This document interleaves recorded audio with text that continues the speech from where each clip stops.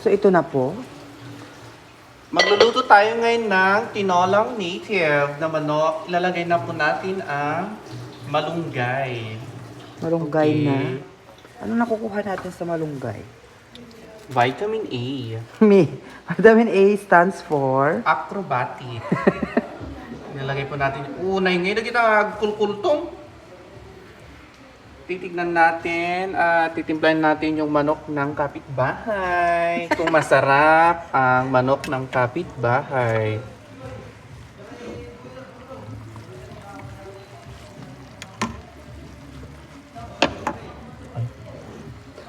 Magalaw ang manok na maitim.